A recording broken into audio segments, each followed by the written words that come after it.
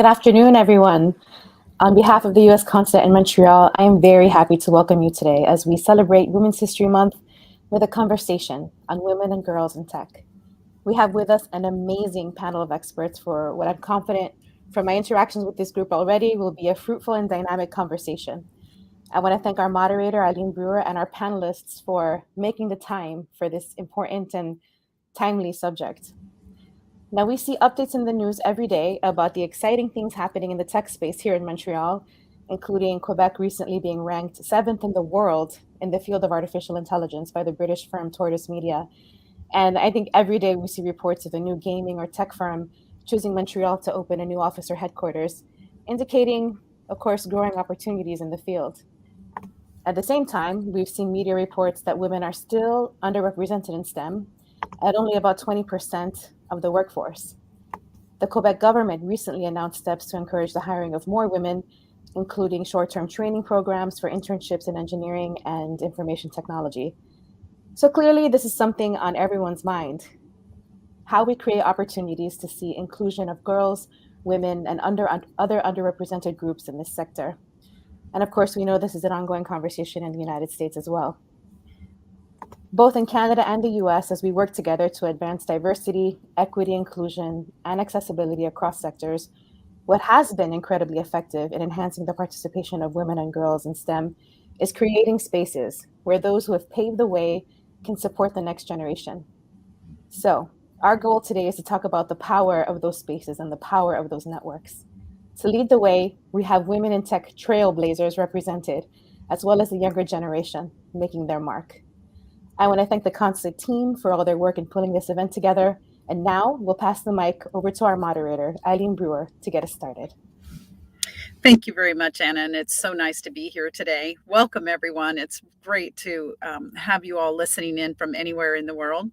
This is going to be an interesting and very informative discussion about the power of networks from the perspective of women in STEM. First, I'd like to take a few moments to have each one of the panelists introduce themselves. So I'll go ahead and ask Stephanie, if you would mind introducing yourself.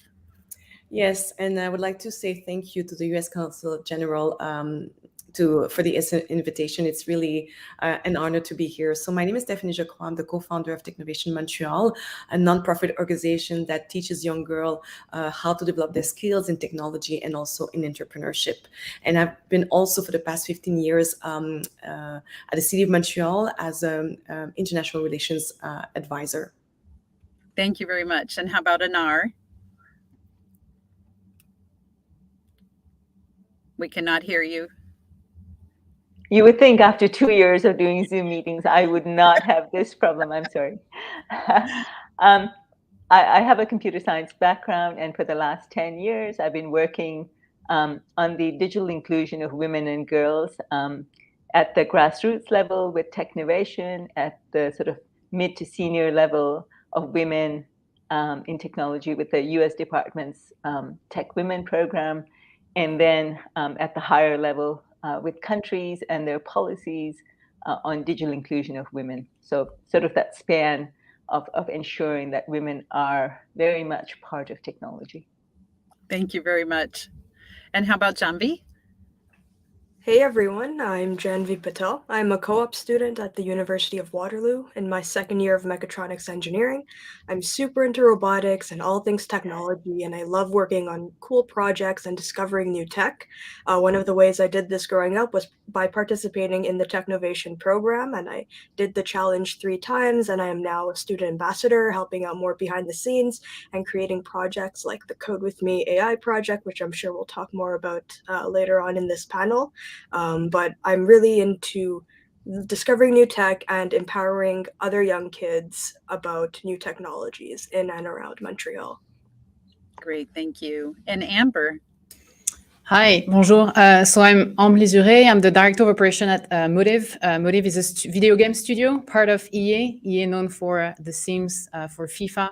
And at Motive, we worked recently on the Star Wars Squadron game. I've been in the video game industry for 13 years. That's the only place that I've worked at, actually. And I've been a mentor for Technovation for, I think I did almost 6 years. I'm taking a break right now this year, but that's where I met Stéphanie, but also Janvi, that I mentored the first year I was there. Great. Thank you very much. And you've heard a couple of the panelists bring up the words Technovation. So what is Technovation? Technovation is where young girls anywhere in the world can participate in building mobile apps to address problems in their communities. No coding experience required. I'd like everyone, if you're interested, to look at technovationchallenge.org, and there's also a ribbon that has the URL there for you and go learn more, because we'll be bringing it up 2 or 3 times. I have been an ambassador, a trainer, and a judge for Technovation for many years. And it's very exciting and interesting. So with that, I'm going to go back to Janvi and ask her to give a little bit more background about what Technovation is, what your experience was like, and how that moved you into your school and what you're doing now. Yeah, for sure. So I'll walk you through my journey with Technovation. So when I was first introduced to Technovation, I had no idea what it was. My robotics teacher, who I had been working with for a couple of years at that point, he knew that I was really into technology, and he was like, "Hey, Janvi, you should try out Technovation Montreal. They opened up a chapter like in the city last year.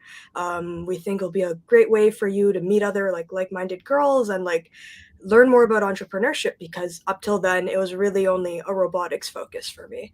I was a little bit on the fence about going because with robotics I was a little disappointed that, oftentimes I was the only girl or one of 2 girls maybe on the team. So my expectations weren't really high going into my first workshop. But the moment I walked into the door, it was like a Saturday morning, I was amazed to see so many incredible women and even men supporting us at this workshop. And I was like my mind was blown to see this huge community of people part of Technovation. Stéphanie was there, Ambre was there, like she said, she was my first mentor. And it was really nice to have this new community. And really that's what helped me make the decision to stick around after all these years. Like, this was back in 2015. It's been 7 years at this point. And the Technovation community, like, first of all, it is a community, super supportive, but it's also a network. And that's also something that myself and also my teammates have leveraged in our career and education, to either get referrals for jobs or to even get introductions to certain career opportunities as well. So how old were you when you were first introduced? I think I was 14, yeah. 14. And you met even younger girls that were participating, right? Absolutely. I went in as a senior. At that point, I was in the senior division, but now we have the beginners division. And Stéphanie, correct me if I'm wrong, but we go all the way down to 8 years old now with their program. So that's great. very cool, and it's amazing to see what all of these girls could do. And are you actually mentoring or coaching for the Technovation teams now? So I'm not tied to any specific team, but we have bi-weekly meetings, one with the beginner division, one with junior and senior, where I jump around teams and offer any technical support with them and offer some words of wisdom, if I have any, for our participants to encourage them to keep going. That's great. So think about, just this more to the audience, about Technovation Challenge is the opportunity for girls from the ages of 8 to 18 anywhere in the world to participate in learning some tech skills and get excited about technology. And then they can compete at a global level, and some of the winning teams are invited to Silicon Valley to be there with the other winning teams and do a final competition. But imagine there's like tens of thousands of girls who participate in that. And it's been happening for, Anar, correct me if I'm wrong, about 10 years. When did Technovation first start? Yeah, I joined 10 years ago. So that's when we started to, grow global. It was just based here in Silicon Valley. And then 10 years ago, we started to say, okay, let's expand. So Anar and I have both seen many young girls go through the program, graduate high school, go into university, and pursue STEM careers because of that impact at a very young age. So it's incredibly impactful, and it's 100% free to anybody who wants to engage. So if you're over 18, you can participate as a mentor or a coach or a judge, or if you're under 18, you can join in and participate as a participant. So next, let's talk more about how networks are impacting your career. I'd like to hear from Stephanie, if you could talk a little bit about share a time where your career was influenced by someone in your network. Well, I think that the whole experience with Technovation is a proof of, the impact of network. I had this opportunity to be invited by the U.S. Consulate General in 2013 to be part of their International Visitor Leadership Program. And so I was there with 5 other Canadian women, and we did this study tour in 5 cities in the U.S. And the topic of our tour was women in entrepreneurship. And at that time, I was the president of the Young Asian Chamber of Commerce. So it was interesting to meet other women who were, either entrepreneurs who were promoting and supporting women who wanted to launch their business endeavor. And so this was a great experience for me to learn. Sometimes you feel that, because, you live in a different countries, it's so different that you don't see any similarities between the challenges and also the that people are facing. But then we realize it's just the same. And so it was interesting to have those conversations. And as part of the study tour, we were always invited to someone's home. Someone would open their home to us and greet us, and so we would share a meal and learn more about what the other person in the US was doing. And so this is how I met Anar, actually. So we were invited to Anar. She opened up her house, and what I really like about this experience is that when she invited us, she not only invited, the 6 of us, but also she invited Canadian women who are part of the C100 organization and who are all women in the tech industry to come. And so we had this big dinner and having a chance to discuss and learn more. And this is where she introduced us to Technovation. And so it was not known at that time in Canada. I think maybe there was 1 chapter, maybe either in Calgary. You'll correct me, Anna, if I'm wrong, but it was interesting to learn about this initiative, and I think that I was really attracted by it because I saw myself, as a young girl saying, well, there's all that many opportunities and being curious and learning new things. And I said, well, sounds like an interesting to do, but I had no idea what it meant. But I just love this idea. And as Janvi mentioned it, I think the community, I think this is one of the strong asset also of Technovation, is being part of this community and working with also extraordinary women. So it's all started there. So yes, network. I mean, you never know, where this can lead you. And I think it's always also to keep an open mind also on that aspect.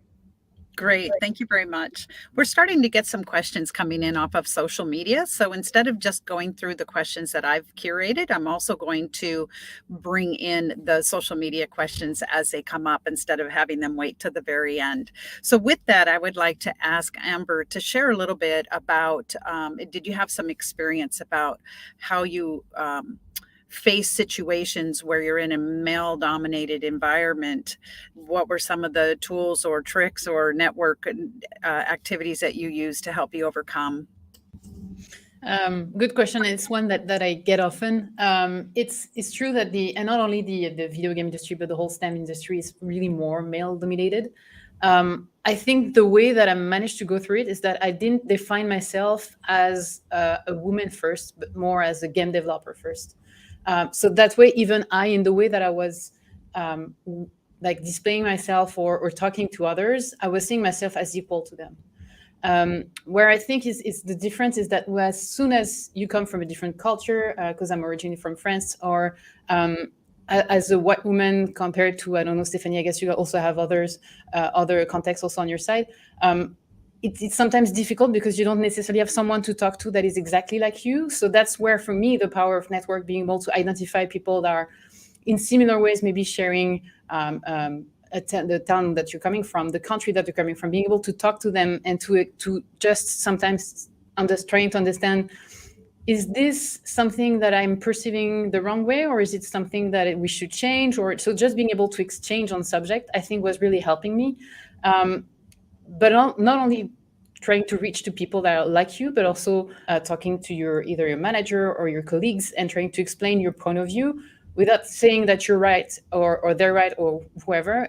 The idea is really to try to discuss. And I think that's also how I started building my own network and my different, because I think we have different networks.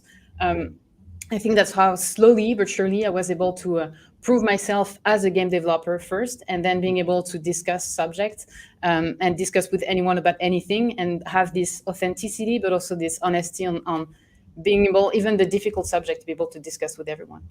That's great. Thank you. So basically, having the courage and the confidence to call it out, but in a approachable way, so that you can have a two-way conversation.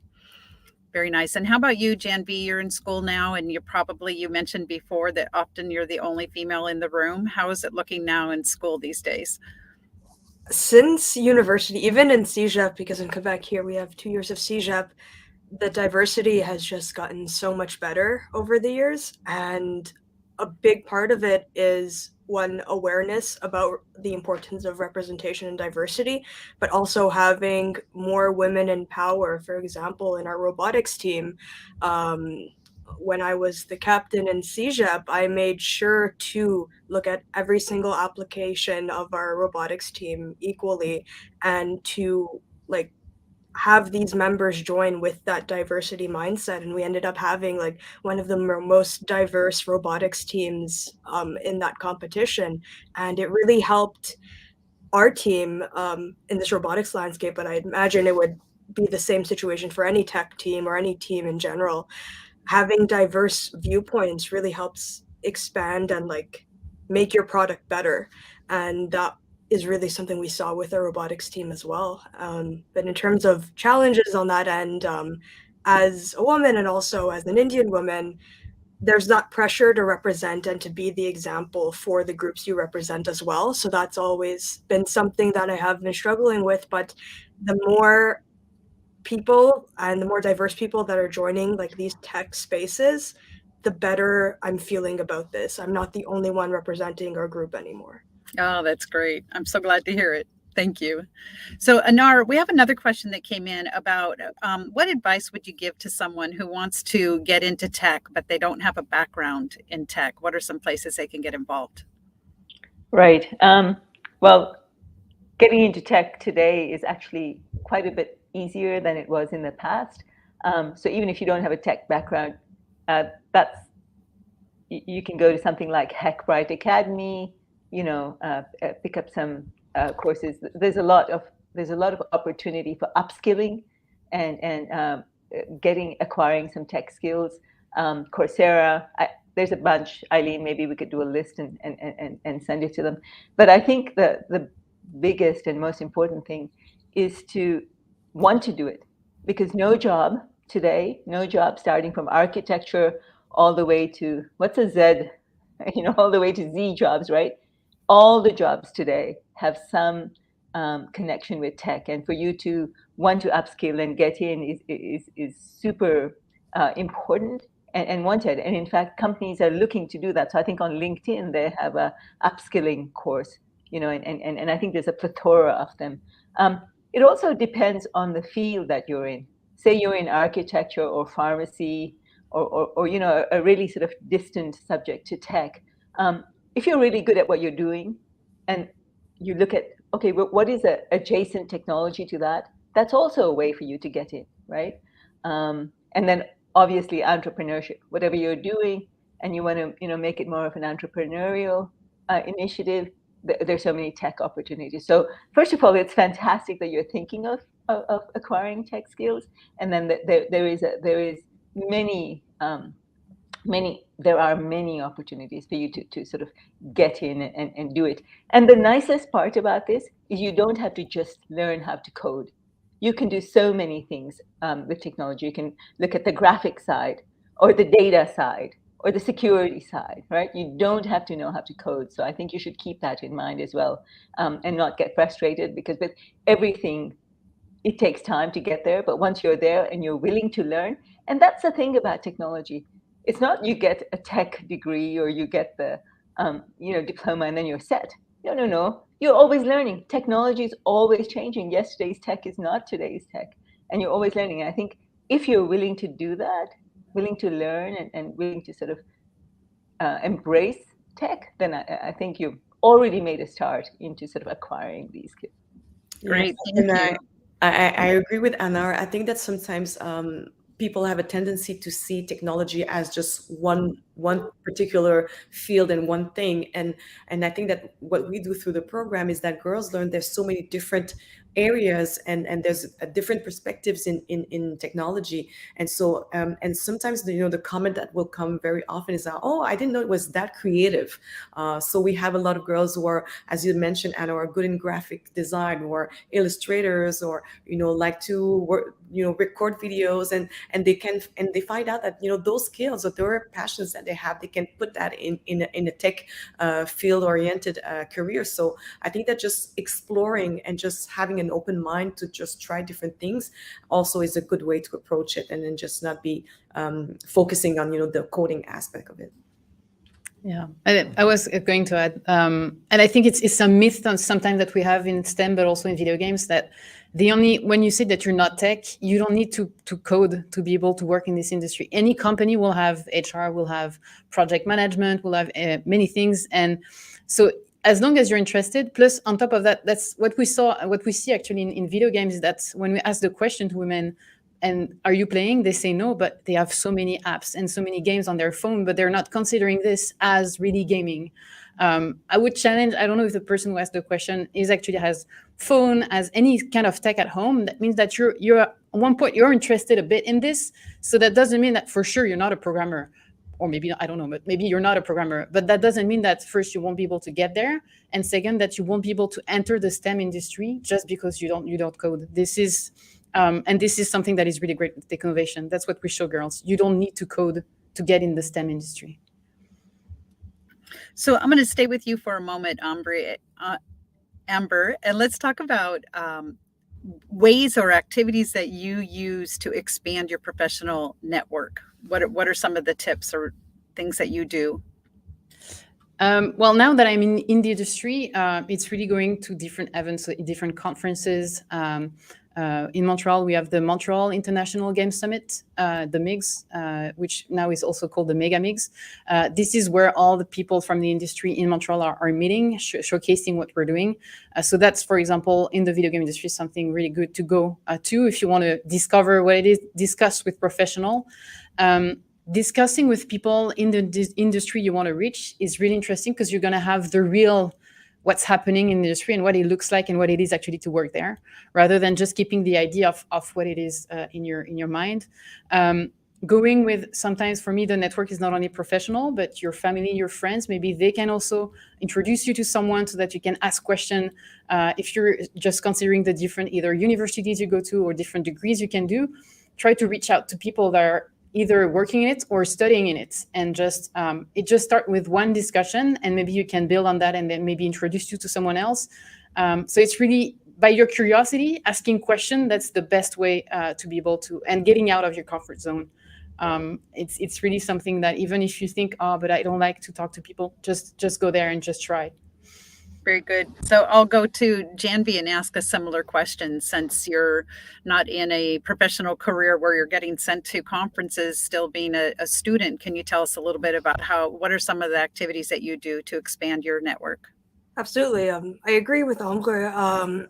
Going to events before the pandemic really helped with expanding my network.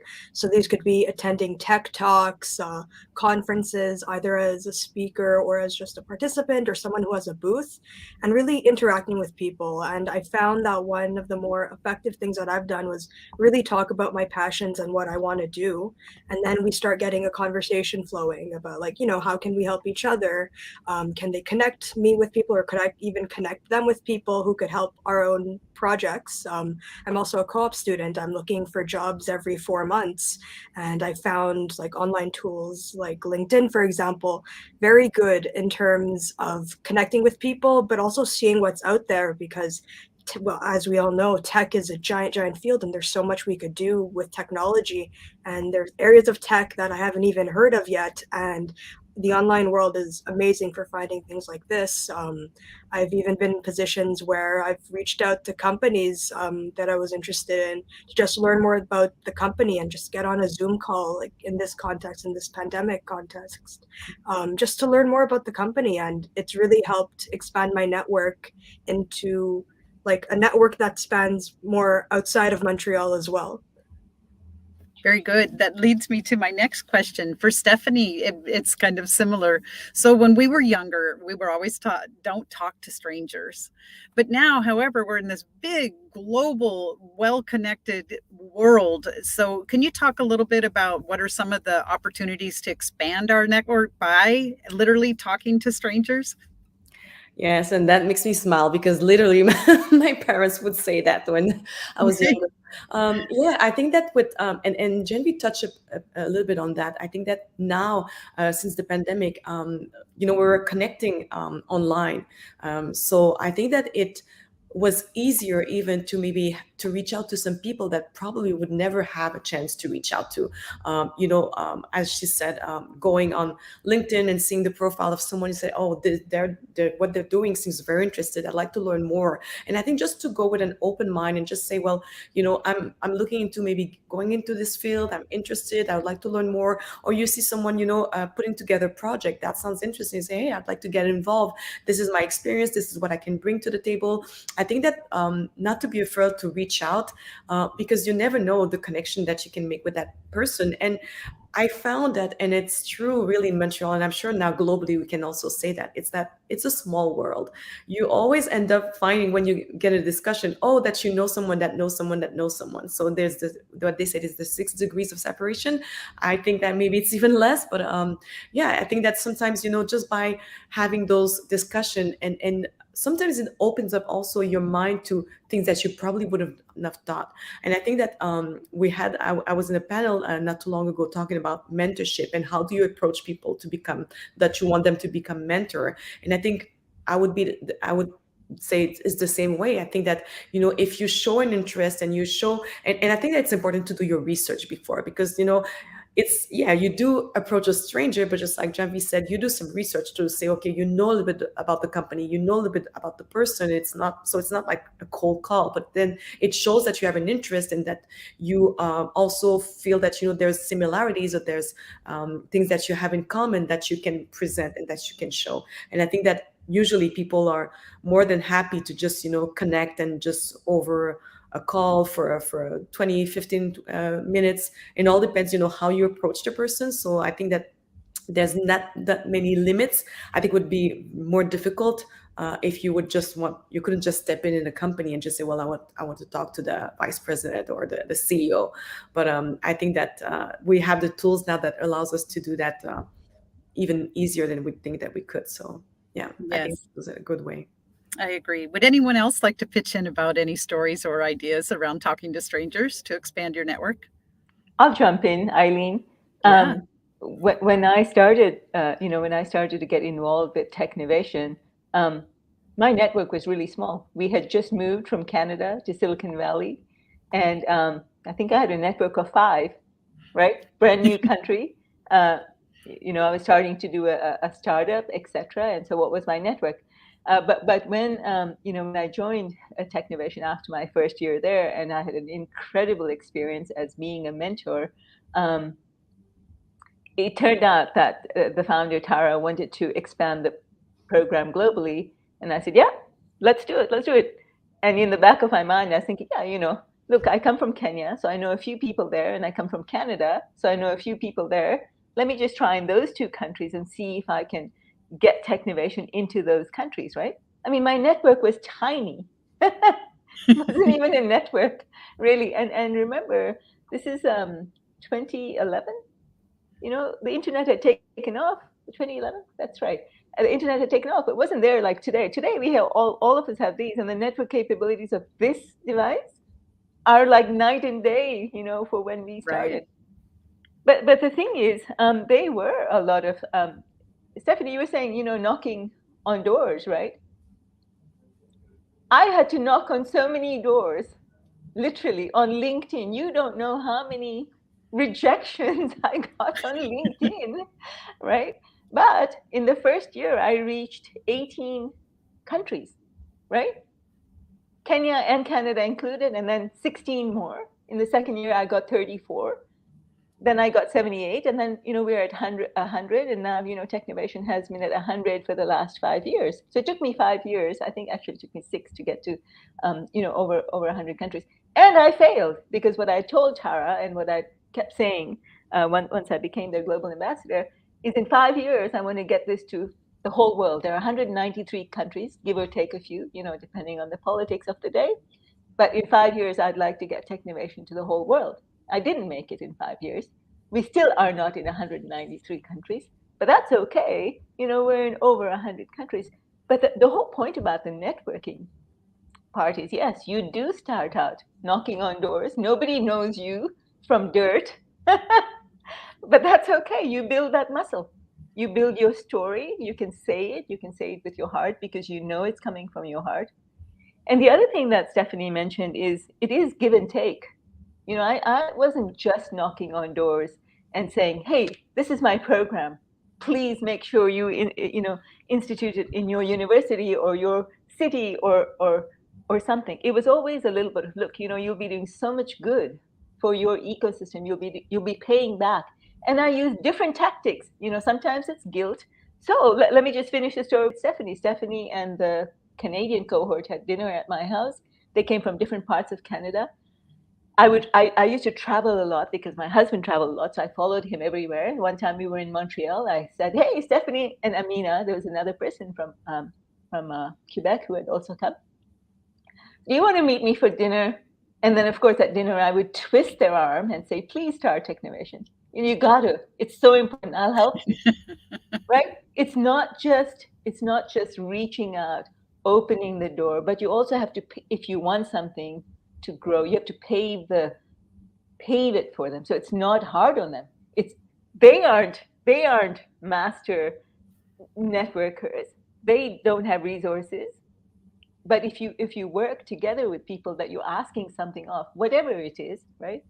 Then I think the result would be better for both people. And that's what a network is all about. It's not about one way. It's about always sort of give and take, but also just keeping in touch. And it's human, right? Networks are like people. You remember me and my important things. I'll remember you and your important things. And that's just how life is. So if we can take that holistic approach to a network, I think you can really make a difference. Yeah, and I agree with you, Anar. And I think that's one thing also is that you have to invest in those relationships. I think it's not, as you said, it's not just to give or to take, but it's something that you build along the way, and it takes time and it takes energy, and it takes sometimes even money. But I think that there's a big reward especially when you're seeing that you're contributing to a project, to something that's bigger than yourself, and you get a chance to work and collaborate with other people. And I really appreciate when Anar came down to Montreal. She said, okay, I'm there to support and to help you, so let's do this together. And I think that it really shows that someone who believes, when you believe in your project, when you believe in something, and that they see that you're willing to put the effort first. It's like when you go, if you're in the startup industry and you want to find investors and you're asking for money, they'll always ask to see what are you investing in your own project, how much you're investing in your own project. So I think that you have to show that, and then they say that when people see that you're passionate and that you already build things up, and even though it's not perfect, but they see that you've put already some effort into it, and then it's only a matter of finding the right people who feel the same way about your initiative or project or whatever, and like to get involved with you as well. So I'm going to expand on that a little bit. We've been talking a lot about how to use to build networks with the focus on how they help us. And then you just started that thread around how do we use our networks to help others. So you mentioned about it being give and take. So either Stephanie or Amber, would one of you like to jump in about, give us a tangible example of how you use your network to help other people? Maybe an anecdote or a story? well, like I can start and then Stephanie. I think so. An example is, for example, for me, it was a friend of mine that was not from Canada. He was from the UK. He was looking at starting his own company, and he didn't know where to start. And we're talking about a video game company. So I've never started my own company, but I know people that did. So I just put him in contact with them. The idea is that even though he was not in Quebec, he was not in Montreal, there are similarities and there are discussions that they can have on how there are some challenges they faced, what they needed to look for. So I think it really helps them. And they actually continuing discussing with each other without me in the loop. And now every time my friend from UK comes to Montreal, is going to see them also. So I think it's also being able to not always take from your network, but just being able to start new connections so that everyone is connected with each other, so that it's actually stronger. Just the network with Technovation right now with Stephanie also, if she doesn't know yet, but I'm going to put her in contact with someone else who is asking for some question on entrepreneurship and education. And we're also working on a project together for video games. So I think that's, it's donnant also, as we say in French, it's the idea is that everyone needs to give in, and it's a relationship. So anyone needs to invest. And ultimately, I don't think it's the question of number. It's a question of quality. So as soon as you can, someone is reaching out on LinkedIn, hey, I'm looking for a job. Do you have something? Sometimes we don't even have openings on our studio. So either I give the name to another studio, or even in Montreal to someone else that I know is looking for the position. So when you're looking for something, even if the company is not looking for for your profile, just book someone that you know, reach out, and they will be able to give you either a name or some hints on how to enter the industry another way.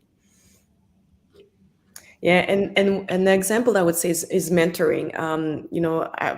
I've been approached by some organization to say, hey, we have someone, and it's not necessarily related to the tech industry, but because of my background in international relations, I said, well, they are looking to maybe get into this field, and like they would like to know, how did you do it?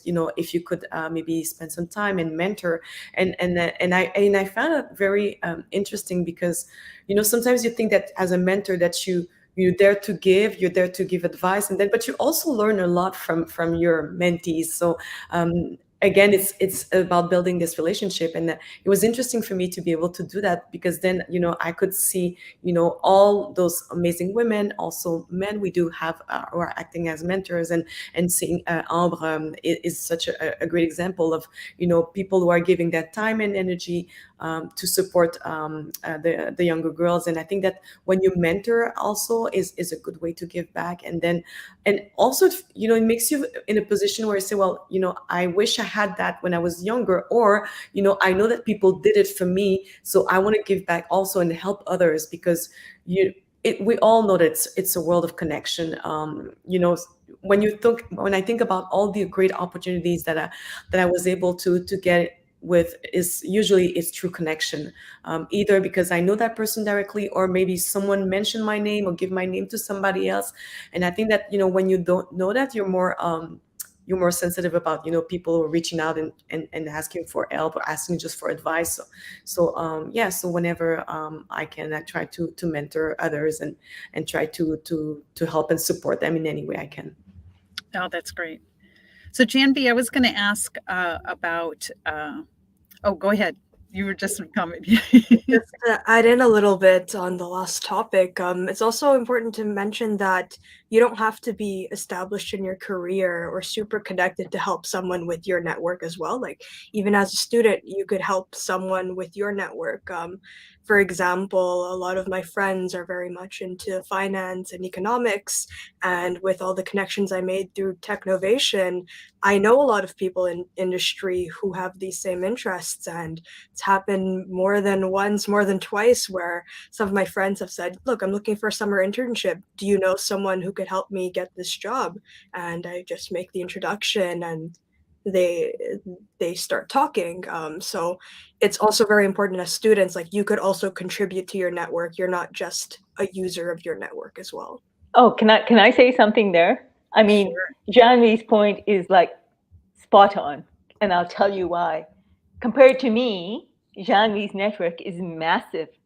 She's young, she grew up with this thing. And this thing is the connector for today's age. You don't go anywhere without this. So Janvi's friends, right, are so many, and they're so varied, and they're in the same sort of age group and in the same sort of world of thinking. For me, right, I'm older, I'm in older generation. For me, this was hard. For Janvi and her age group and all the young people who are listening, you already have a network. You have a fantastic network. Your network is pure. You guys are the young people. You don't have bridges. You don't have huge biases built into you yet. It'll come, but not yet. You are the network. You are it. Whatever you want to do, whoever you want to knock on the door with and say, can you tell me more about this? It'll happen. You already have that. So don't worry about that, saying, oh, maybe I don't have a network as established as, other people. Absolutely, you do. You already have it. The difference is, right, that your network is still with the friends and the interests and a little bit of the career and a little bit of, okay, where will I go next? And as you grow, you have this chance to make sure that it's, it's aligned with your growth, right, and their growth. And so that's the difference. But in terms of power, in terms of breadth and scope, you have it. I absolutely give it to you that you have it. And not only do you have it, you guys know how to use it. You know what's lame. You know what the truth is. You have your own minds about things. You can make today's technology into what it should be tomorrow. You have it. You have the power of it. And that's why I'm excited every day that people like Stéphanie and Janvi, Stéphanie and Ambre, Eileen help just pave the path, right, of STEM and STEM careers, etc. Because this generation is going to shape us. It really is. It's going to make it diverse. It's going to make it inclusive. So I want to make sure you guys get that. Thank you very much. So we've talked about building these networks and how valuable they are. And I've traveled all over the world, and I've seen different responses to using their network to help others. So I'm going to I'll send this question to Amber, but others can pitch in afterwards as well. So sometimes people feel like their network is their power, and they're not willing to share introductions without something in return. So what would you say to them to help them understand the value of sharing networks? I think if you limit yourself at keeping your information and your network, I think you didn't really understand the full purpose of networking and what it is intended for, which is actually sharing information, sharing connection, sharing interest, and putting people in contact. It's not for you.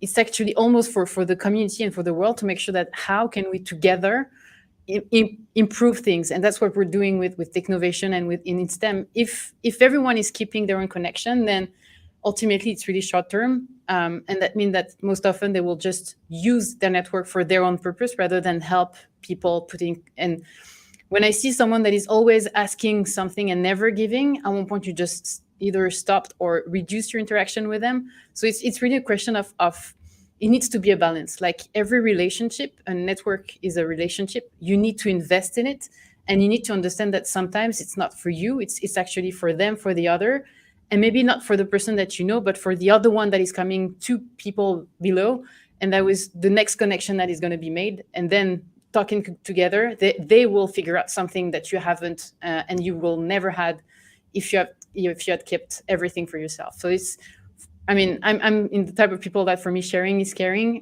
You need to share, and you need to be able to put people together because we don't have all the solution ourselves. And the more people, the more diverse your network, the more brain you put on things, the better ultimately it's going to be. Would anyone else like to add to that about being able to help other people around the world understand the value of sharing networks without asking for anything in exchange? Yeah, I think we all had those experiences where we need maybe some help personally, and and people help us, and then in return, I think it's all good to be able to give back. I know when I started Technovation, I was not from the tech industry, the tech field, so I reached out to many people to for advice, for support, or just say, hey, come and join us, and they didn't even know me, but because they knew someone who knew someone, and then so I can say for me, I mean, the network, and also willing, to open it up to more people, because I think that it's through those conversations, it's through, talking with people that you might not know, that they don't know you, then you realize, oh, then we have those interests in common. And so we share this common, maybe a contact person, and then you can never know where it can reach out, where it can go. I think it's important to keep an open mind.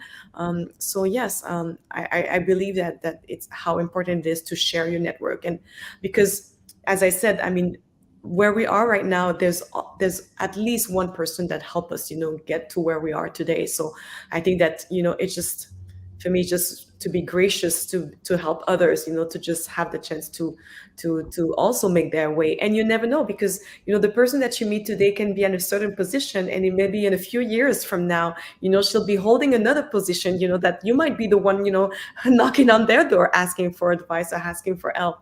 And so I think that to be mindful of that as well. Things are moving so fast, and I think it's just, I like what Ambre said, sharing is caring as well. And so I do think that, to have this open mind, and to say that you never know, life puts you in different ways and path. And so I think it's just to be courteous and generous with others. So if we think about that and take it a little bit step further, let's think about it's important to build a network and share, but do we put any filters on it at all? So if a stranger comes to us and asks us for an introduction to someone in our network, do we have any filters? Do we just automatically say yes to everyone? Or do we create some kind of filter or gauging when complete strangers are reaching out to you, maybe on LinkedIn most likely, and asking you to create an introduction? Would any of you like to speak about any type of screening or filters or thoughts that you put behind whether or not you should respond to every one of these? I can start because I got a few requests last week. I think when if the request is just can you introduce me to someone without any context, without anything, it will be difficult for you to because we all have lives and work to do. So it's taking the time to do this. You need to put context, and you need to explain. The main thing that is important for me is the why. Why do you need this, so that I understand? Because maybe what you're looking for is not exactly what I think will be the solution, or maybe not the right person that I have in my network. Ultimately, not many people are reaching out every day on LinkedIn, apart from recruiters. I think in the day-to-day people, it takes a step. It takes some courage to write something, to ask for a connection. So just this, for me, is something that, okay, it's worth my attention, because they did the step of asking me for something. So usually what I do is just I answer, what do you need? Can you just explain to me? Or if I can, I take just a 30-minute Zoom, ask them some question, and then we see if I can. So sometimes I won't be able to help them, but sometimes I will just put them in contact with someone or answer directly their question. So it's just, I think, taking the time, as long as they did the first step and they did it in a respectful and well thought of way, then I will try, maybe not in the next 24 hours, but as quick as possible to answer them, to help them in a way. And would anybody else like to add to that? Yeah, I think that the approach is very important, because as I mentioned, you look at the email or the contact, or whether it's on LinkedIn, or how people approach you, and if you can sense if there's like some research, because when you approach someone, is that because you might think that they've done some research, or they know about you, and to say, well, that's the person that that can help and support me. So sometimes you can detect that when you look at their message, and sometimes it all depends. I mean, if you feel like, oh, that's the person took some time to write something, it's not like a message that you can, so you just copy paste and then that you can send to everybody else, but put some thoughts and try to make sure that they know a little bit more about either the industry, your position, or what you're doing. So yes, I think it takes courage, as mentioned, and definitely maybe takes then some time to just have a little bit more context and to understand exactly what it is, because to make an introduction, you have to feel comfortable also introducing someone else from your network, because everybody's busy, everybody has, so you want to make sure that you're also writing to the right person. So I think that taking a little bit of that time, or sometimes I'll ask more questions and say, well, that's interesting, but I'd like to learn more. Can you tell me more? And then that gives me a better idea of what you're trying to who's they're trying to reach out to, or they're trying to achieve. And then this way I can better maybe direct them to the right person, to the right organization. So I think sometimes it's feeling, it's intuition, and also maybe sometimes it can be someone say, well, I don't know that person, but somebody told them about us and about me, and so okay, so I know it comes from that person, then okay, so they know each other, so then you might be more open to listen. But it's a different, there's so many different things, but I think that yes, the approach is, I think, is important. I would say the first thing that I would take a look at. Great, thank you. Janvi, I'm going to change it up a little bit. We have a question on Facebook about, from a parent's perspective, like what would you make as some suggestions if they would like to get their daughter interested in STEM fields? I love this question. I think one of the most important things to start off with is to have your daughter, your child, believe that she can achieve, like she can create these projects, she can contribute to technology. And one great way to do this are like programs like Technovation, where we help empower young girls to create these projects, and we give them the tools necessary for them to make these teams and these projects, their apps or their AI projects. And it really shows them that they could do it. And we have a lot of participants every year who come back in the next years, and if you follow their progression of their, like, just themselves and also their projects, they're so much more confident in the work that they're doing, and their projects just get cooler and cooler by the year. I would also give that decision completely to your daughter. Like, should she choose to go into STEM? A lot of my friends chose to break into STEM on their own terms at their own timing. I'm someone who was always interested in STEM, like ever since elementary school. But a lot of my friends, I have a couple who are studying in computer science now, all throughout high school and even CEGEP in college, they had no interest in science and technology. But they attended, for example, Technovation pitch events, or they were somehow introduced to technology, and that's when they made that decision to switch. So it's also, you don't want to force anyone into STEM, have them discover it on their own. Earlier in this panel, I shared my story about my very first Technovation workshop, where I was on the fence about going, but in stepping into that room, I was inspired immediately. I loved the community that Technovation had to offer. So looking for experiences like that is definitely something that would help your daughter get into STEM. Can I add something here? I think it's also super important that you don't push your children into STEM. That might not have the effect that you want it to. I think when kids are young and they have some interests, as a parent or a mentor, our job is to fully let them explore it. I want to be a astronaut, or I want to be a fossil digger, archaeologist, right? Let them explore that, right? Really let them explore that. And then, so any kind of career that they're interested in, really help them do that. And then, right, also show them how technology, right, is imbued in that field. Well, in astronomy, of course, or to be an astronaut, of course, but in archaeology, is there an adjacent tech component to it? And if you do it like that, then you're doing both. You're showing them that you support their career or their career interests, but also sort of doing the long tail, will it pay you to be an archaeologist? Will it be rewarding? Will it allow you to live the lifestyle that you want? And what if, are there any tech components to it? Because you might not like it as much if it's not so tech filled, because your life is tech filled, right? And then, and do it sort of more organically, because here's the thing. When we were young, our parents wanted us to be doctors, lawyers, accountants, right? Very many of us never got into those fields because, first of all, there aren't that many opportunities to do it, but not all of us are suited to do those things, right? Here, the world is their oyster. They could be anything if you show them your support and then sort of really show them the tech adjacency.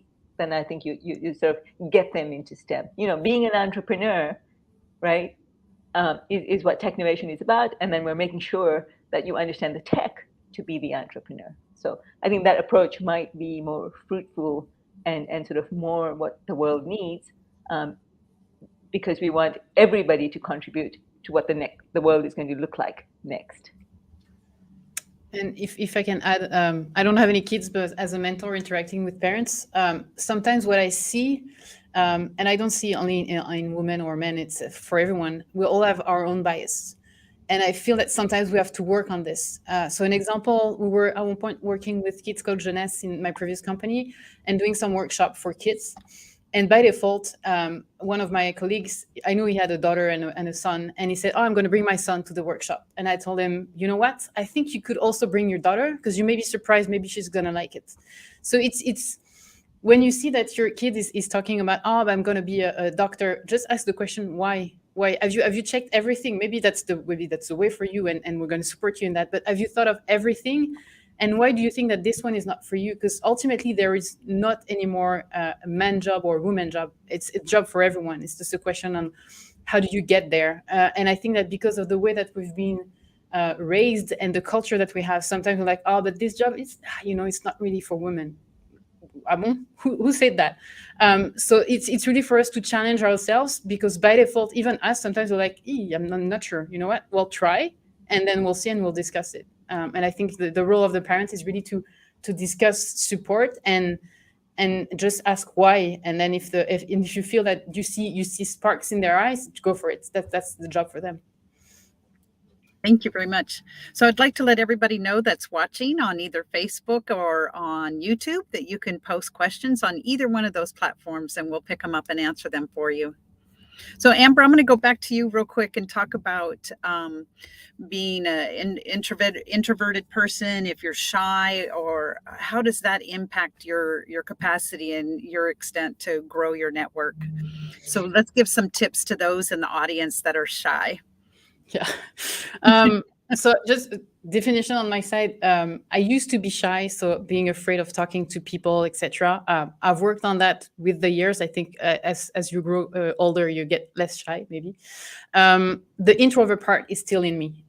Ultimately, on the Friday night, don't ask me to go out. I don't think I've been at either Technovation 5 à 7 because I'm not a party person.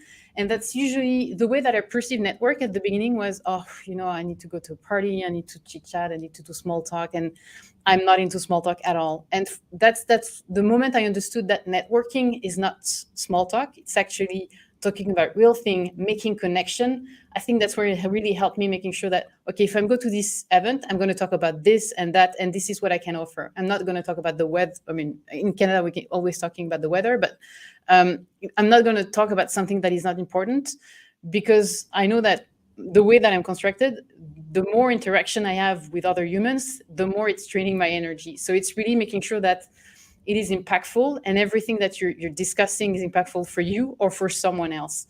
And that's the way that introvert or extrovert, maybe it's going to be easier for extrovert to do the first step, but it's not going to be easier for them to maintain and to do this relationship. I don't think it should be taken as but I'm an introvert, so I'm not going to this event. Try to get out of your comfort zone, and by doing it at the beginning with a friend or with your family or with an industry or something that you like, slowly but surely you're going to build your confidence, and you'll be able to go anywhere and start building your network. Can anybody think about an antidote or a story about how something really unexpected happened from your network. So maybe it was a professional network that you thought you were building, but you ended up with personal relationships or friendships or walking partners, or maybe it was a family member who you never looked at as a professional network member. Like, let's hear some anecdotes about how those paths overcross from instead of just keeping these silos, how those silos got broken and different things happened than what you expected. I have a little story to share. So I love working on personal projects and exploring new areas of technology. Couple of weeks ago, I was looking at a company to buy some sensors from them because I was interested in brain-computer interfacing projects. So I'm looking through the company and I'm scrolling through the page, and then I see a picture of my aunt there. I knew my aunt was in computer science.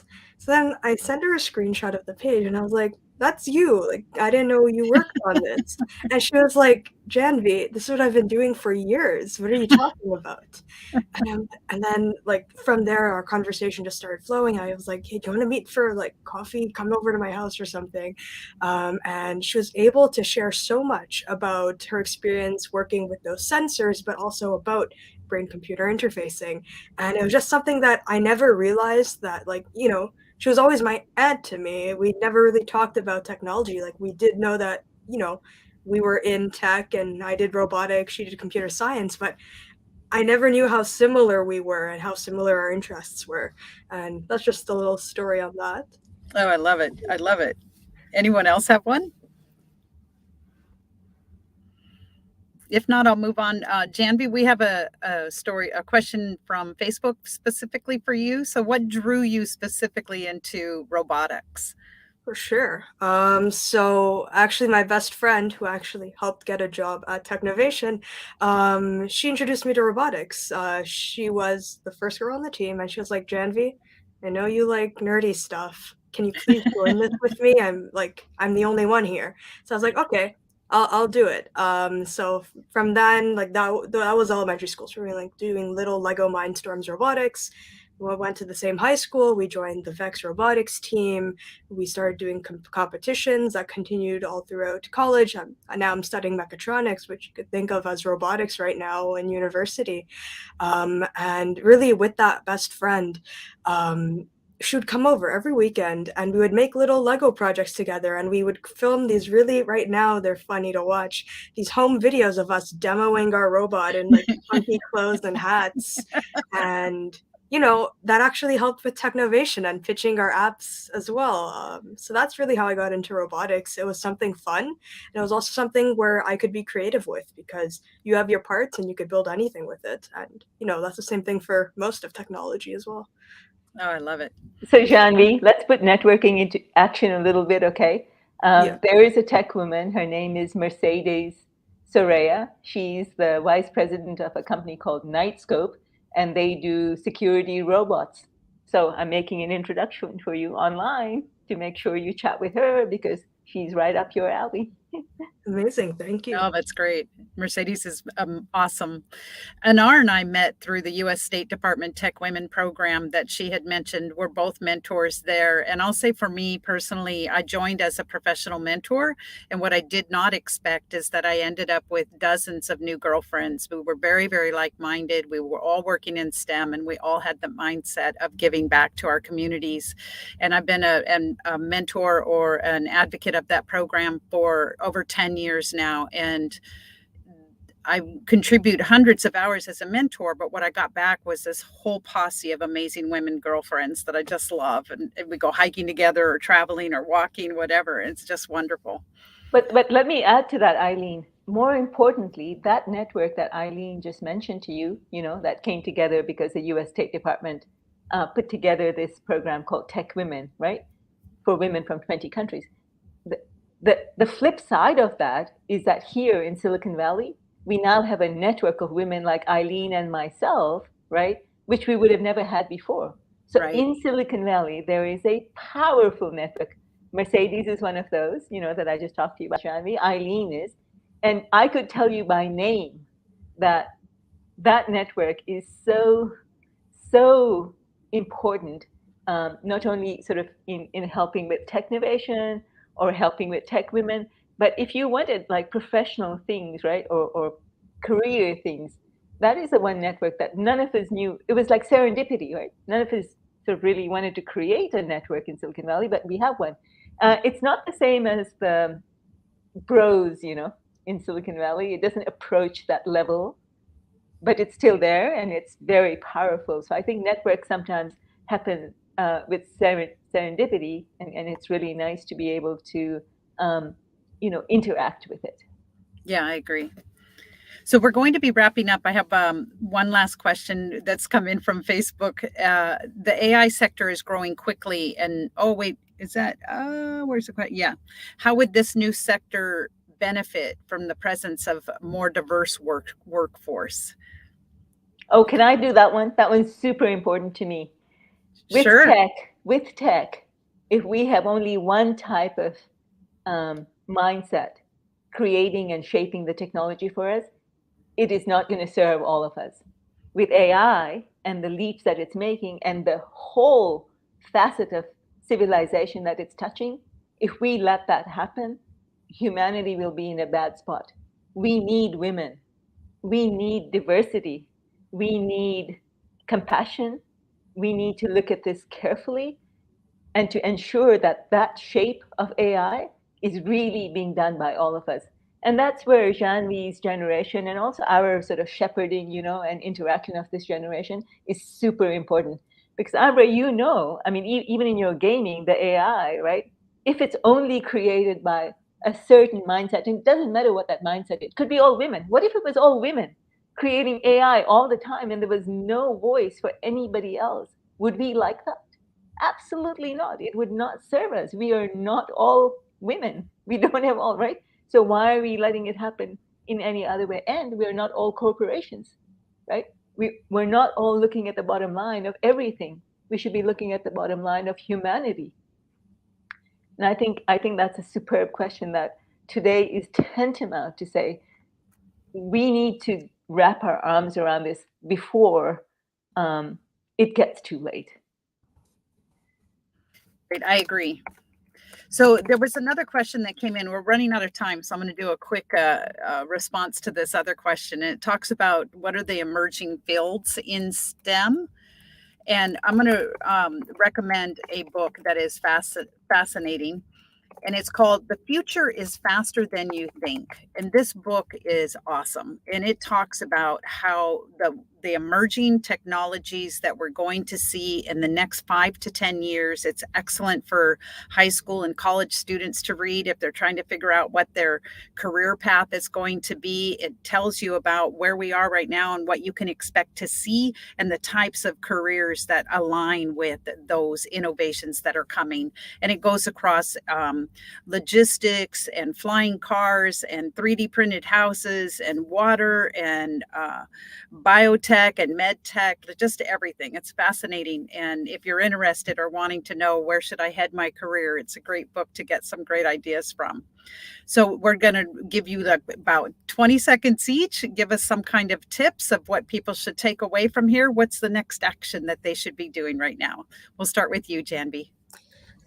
Something I would tell students, you could network anywhere. If you're doing science fairs, robotics competitions, hackathons, talk to your mentors, talk to your peers, because your peers could also contribute to your network. They will be the workforce with you in a couple of years, in 2 or 3 even.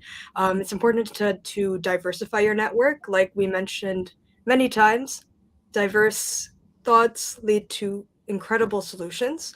And you have to remember that you can't do everything by yourself. You can't start a company by yourself. You always need people to collaborate with, people to get advice from, funding, investing, and you do that through your network. And that's something very important for students and anyone who wants to emerge in the tech space. Great, thank you. Stephanie, closing comment. Yes, I would say to get involved. I think that sometimes just get involved in your local student organization, to get involved in your community, whether it's your neighborhood. We build our network. Usually, it's from the people who are the closest to us. And just like Janvi mentioned, I mean, she didn't know that her aunt was in this industry. So I think that just getting involved and just wanting to help and support, and then you can meet incredible people. Great advice. Thank you. Amber. I would say get out of your comfort zone. Try to be as curious as you can, and ultimately you have nothing to lose. Reach out to people, be prepared, explain why you want to do this. But doors will open. There are some that will stay closed, but there are so many that are gonna get open. So just try. Great, thank you. And Anar? Sure. So I think the one I'd like to leave you with is to never stop growing. Always be learning, always be taking risks, good risks, and keep learning. Because in today's world, just because you've mastered one skill, it's not going to see you through the rest of your life. So just be curious, never stop. The minute you stop, it's kind of over, right? Keep going, Right. keep going, and keep learning. Great. Thank you very much.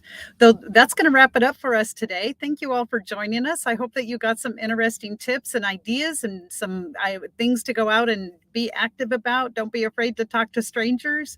Go ahead and ask them interesting questions so that they want to engage with you. Use LinkedIn. There's lots of things you can do with the free versions of LinkedIn that you can build your network and join some clubs or communities or volunteer and build those networks. Thank you, everyone.